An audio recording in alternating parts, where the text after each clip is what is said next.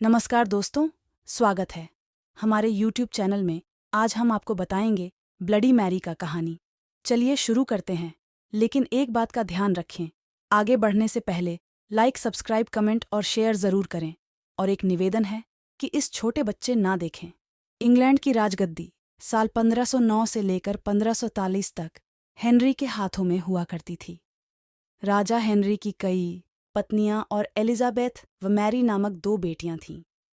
इनमें से मैरी राजा की पहली पत्नी की बेटी थी। राजा हेनरी को मैरी ज्यादा पसंद नहीं थी, इसलिए वो उसके साथ बुरा व्यवहार करते थे। मैरी महल के नौकरों के साथ महल का काम करती थी। अगर मैरी कुछ कह भी दे तो राजा उसकी कोई बात नहीं मानते थे। सन 1547 में जब राजा हेनरी की मौत हो गई तो प्रजा की इच्छानुसार 16 शताब्दी के दौरान हेनरी की पहली बेटी मैरी को इंग्लैंड की राजगद्दी दे दी गई। वह इंग्लैंड की रानी बन गई। उस समय इंग्लैंड के हालात बहुत अच्छे नहीं थे। इंग्लैंड कैथोलिक और प्रोटेस्टेंट इन 2 धर्मों के बीच में बंट गया था। उस समय दोनों धर्मों के लोगों के बीच जंग छिड़ी हुई थी। रानी मैरी चाहती थी कि पूरे इंग्लैंड में सिर्फ एक ही धर्म हो, लेकिन लोगों ने उसकी यह बात मानने से साफ इनकार कर दिया था। इससे नाराज होकर रानी ने उनकी बात न मनाने वालों को मौत की सजा दे दी थी। वह ऐसे लोगों को जिंदा भी जला देती थीं। रानी मैरी की इस क्रूरता की वजह से इंग्लैंड के लोग उससे नफरत करने लगे। ऐसा भी कहा जाने लगा कि रानी मैरी कुंवारी जवान लड़कियों के खून से नहाती थीं। उसका मानना था कि उनके खून से नहाने से वह ज्यादा दिनों तक जवान रह सकती है। कुछ सालों बाद रानी मैरी ने शादी कर ली और कुछ समय बाद इंग्लैंड में एक खबर आई कि रानी मैरी गर्भवती हैं और जल्द ही उनके राज्य को उनका नया राजा भी मिल जाएगा।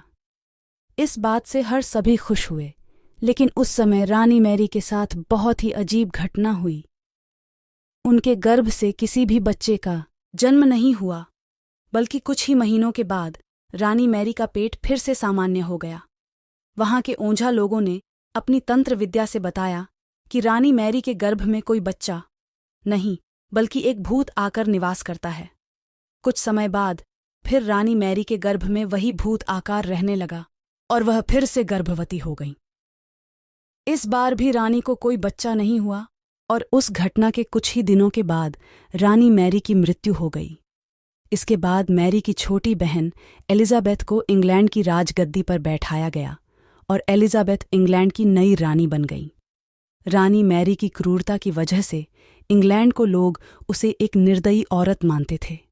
वहीं जब उसके गर्भ में बच्चे की जगह एक भूत का निवास होने लगा तो लोगों ने उसे शापित भी करार दे दिया और इसी वजह से उसे लोगों ने ब्लडी मैरी का नाम दिया। कहानी से सीख। ब्लडी मैरी की कहानी हमें यह सीख देती है कि अपने निजी विचारों व सोच को लेकर दूसरे लोगों पर दबाव नहीं बनाना चाहिए। शांति और करुणा से लोगों का ख्याल रखना ही मनुष्य का धर्म है।